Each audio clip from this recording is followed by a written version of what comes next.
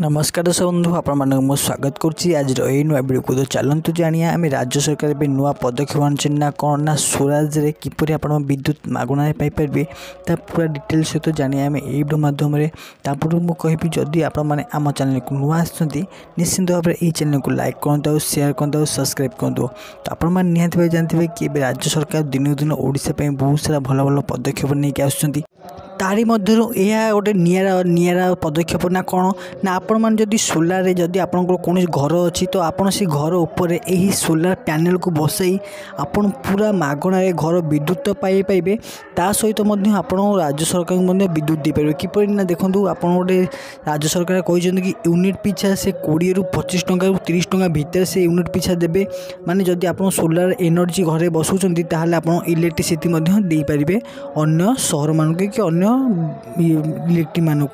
तो यही पदक्षेप बहुत भल पदक्षेप जदि आप घरे इलेक्ट्रिक लगाऊँ जदि आप स्वराज लगाऊँ तो बहुत भल सुविधा।